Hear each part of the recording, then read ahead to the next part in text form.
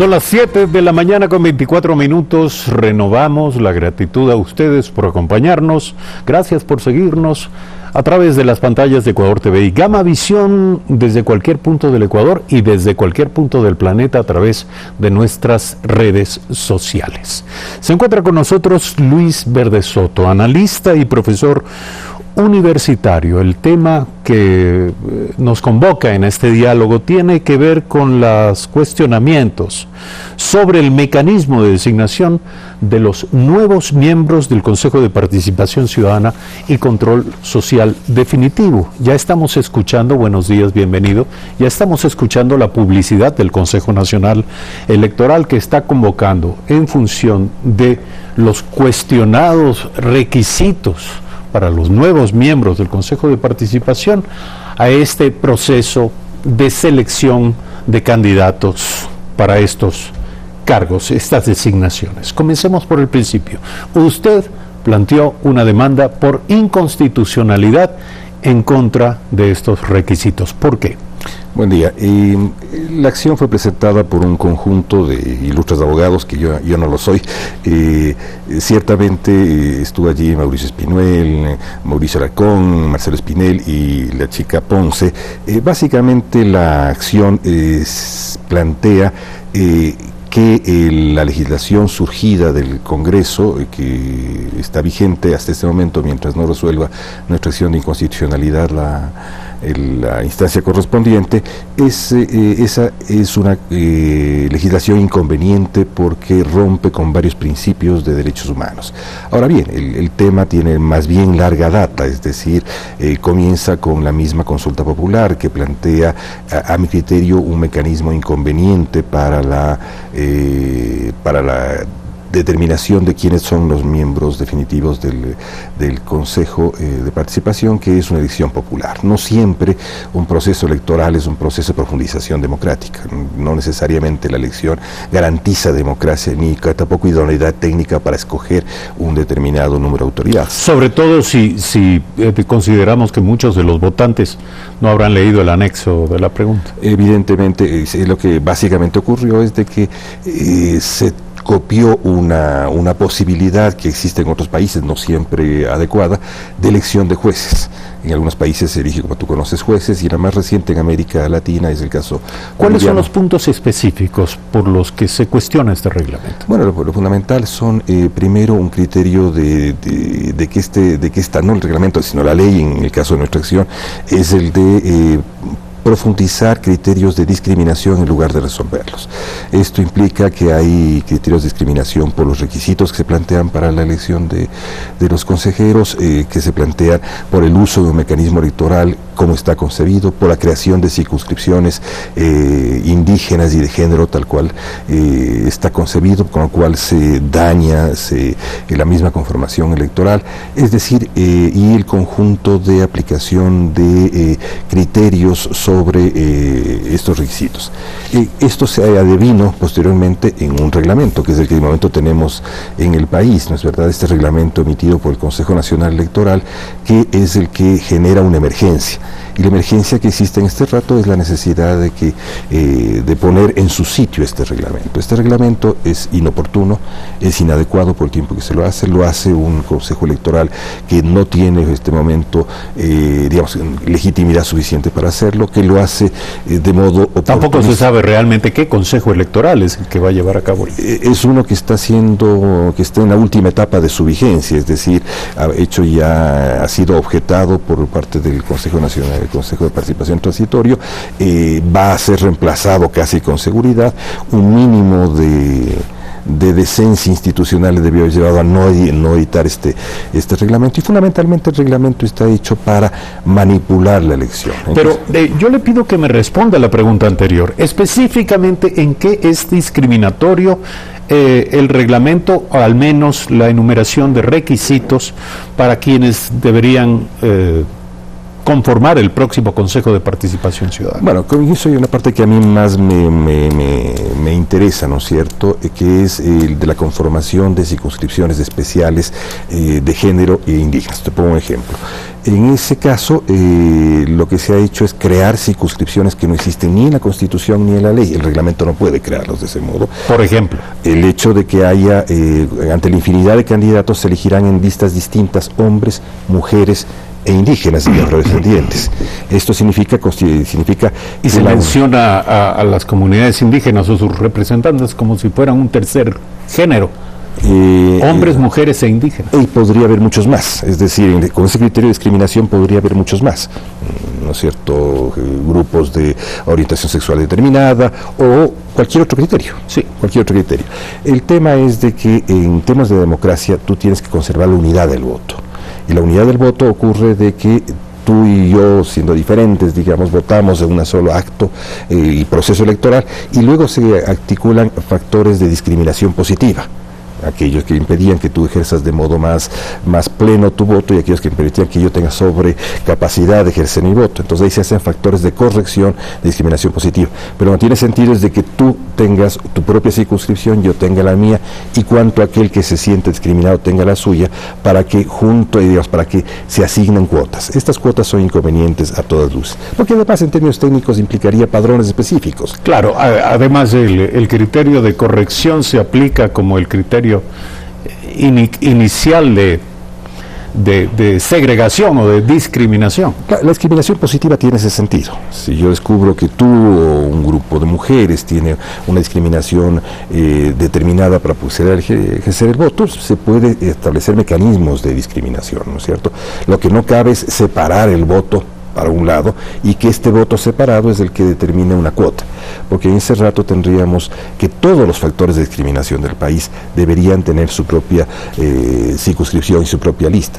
En este caso lo que ha previsto el Consejo Electoral es tener, ¿no es verdad?, una lista de hombres, una lista de mujeres, una lista de indígenas. El problema más grave es cómo vas a conformar un padrón indígena. Es decir, un padrón indígena implica que haya un criterio de discriminación de quién indígena y quién no lo es, quién no debe pertenecer a otro padrón. Eso significa reorganizar la información del propio registro civil y del propio padrón electoral. Porque la otra forma es que yo diga que yo soy. Yo me declaro a mí mismo indígena. Bueno, habría que trabajar con el censo, pero el censo no determina la identidad de los... Así es, tú no puedes, no tienes un... Y además mi libre declaración no determina que esa sea mi calidad. Quién es indígena y quién no lo es, pero en este caso se definiría un padrón, pero la sociedad en su conjunto elegiría sobre ese padrón. Elegirías tú sobre los padrones con estas circunscripciones determinadas, hombres, mujeres e indígenas. Ese es un caso, existen otros. El tema mismo de los requisitos que se plantea, por ejemplo, por primera vez en el caso de la Constitución, de que para una elección popular haya necesidad de un título de tercer nivel. En ningún otro caso de elección popular se plantea un título como requisito para poder ser candidato. Este es un caso que podría llevar también a una forma de discriminación en el uso del voto. Bueno, es evidente, pues ¿cuántos ecuatorianos tienen hoy por hoy título universitario, título de tercer nivel? Probablemente 2 de cada 10, digamos, alrededor del 20% de la población. Eso deja al 80% al margen del ejercicio del derecho constitucional de elegir y ser elegidos. Pueden haber requisitos que uno monte, ¿no es verdad? Pero en el caso de la participación, el requisito que no cabe montar es aquel que tiene con criterio discriminador en base a la educación. Esa es una de las partes, ¿no es cierto? Pero el derecho a la asociación, se te plantea de que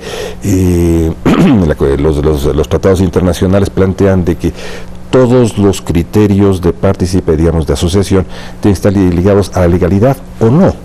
Cuando vienes tú de regímenes autoritarios, como el caso ecuatoriano, tú tienes asociaciones de hecho, que no formaron parte de asociaciones de derecho, y tú no puedes discriminar entre aquellas asociaciones de derecho respecto a las de hecho, porque estás generando que aquellas instituciones que fueron contrarias al régimen, que tienen asociaciones de hecho, no puedan participar.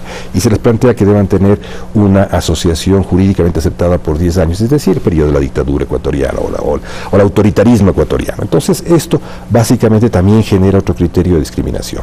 En base a esto, esto hemos planteado esta demanda, que básicamente lo que tiende es a que el Ecuador y el país y la Corte Constitucional reflexione sobre idoneidad de esta legislación, que yo entiendo que debió haber sido hecha por buena fe por el Parlamento, pero no es una legislación adecuada. Y también el Consejo Electoral, que debió tener un criterio adecuado y técnico para decir esta es una legislación inadecuada para ejercer el derecho electoral. Por ello son los especializados, deberían saber sobre temas electorales, no lo hicieron. Pero aquí hoy por hoy estamos analizando lo que pudo haber sido y no fue.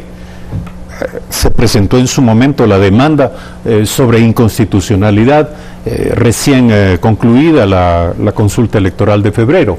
Sin embargo, la Corte Constitucional no la conoció, no dio paso a este estudio, a la revisión de los argumentos de esta demanda. Hoy por hoy estamos abocados, esto es llanto sobre el difunto, ya está en marcha un proceso. ¿Qué hacer frente a ello? No, yo creo que, bueno, primero la oportunidad para poder actuar de la Corte Constitucional está, ya puede comenzar un proceso, ¿no es cierto? Podría hacerlo. Podría hacerlo, y obviamente no se caracteriza precisamente por esa característica en su pero podría hacerlo.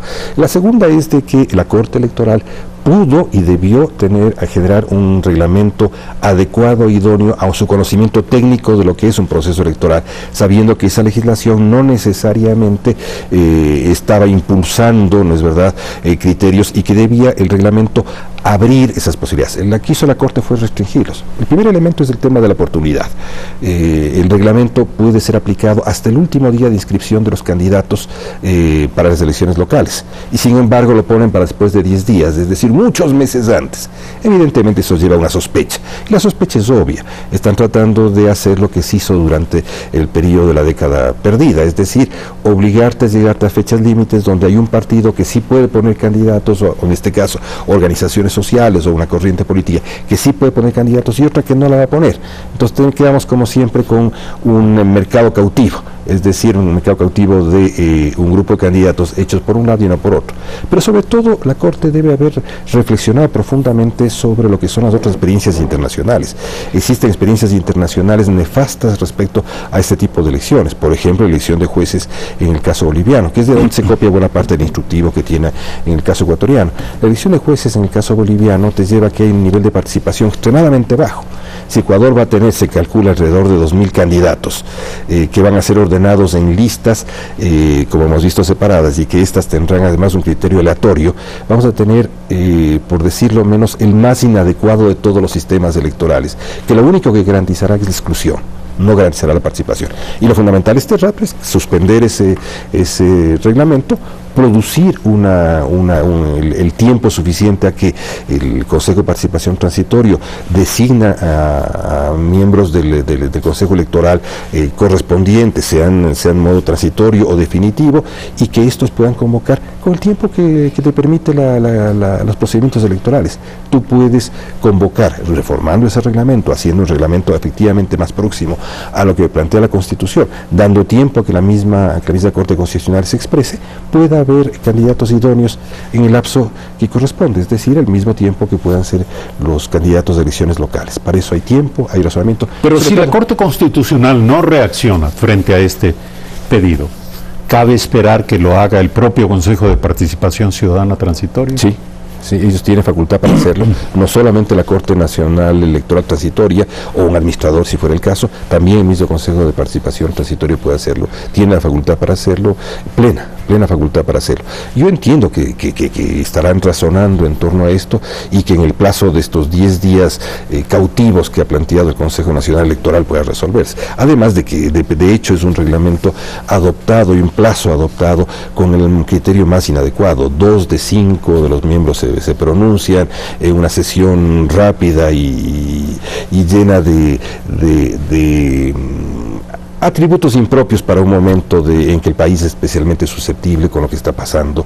Se debe echarse este reglamento a la basura, proceder a un reglamento consulto con todo el país, consulto con los métodos normales de idoneidad técnica en procesos electorales, y proceder a elegir lo que se debe, es decir, elegir miembros del Consejo definitivo. Bueno, proceder a corregir la ley. Hay que corregir muchas cosas ahí. Hay que corregir desde los criterios constitucionales para ver si la ley adquiera un carácter de buena fe para que esto tenga curso, y también corregir el reglamento para que tengamos algo que es importante, que es saber cuál es el destino de este Consejo de Participación definitivo. El transitorio está cumpliendo haciendo lo que debe hacer, que es establecer una fase de transición en el país, para lo cual sus funciones están establecidas sobre eso. La pregunta correspondiente es saber qué debe ser un Consejo de Participación definitivo, cuando el ordenamiento constitucional que lo precede es un ordenamiento que no necesariamente es lo más democrático posible. Debe tener todas estas funciones del Consejo de Participación, y sobre todo yo creo que debemos pensar con seriedad si cabe una elección en los términos en los que está concebida. Las experiencias internacionales nos dicen que no son adecuadas las elecciones de este estilo. Bien, queda planteado. Gracias a nuestro invitado, esperaremos reacciones ante estos planteamientos. Luis Verde Soto, analista y profesor universitario y demandante de la inconstitucionalidad del reglamento que en este rige el mecanismo de designación de los nuevos miembros del Consejo de Participación Ciudadana definitivo. 7 de la mañana, 39 minutos, brevísimo corte. Al volver, Elizabeth Cabezas, presidenta de la Asamblea Nacional.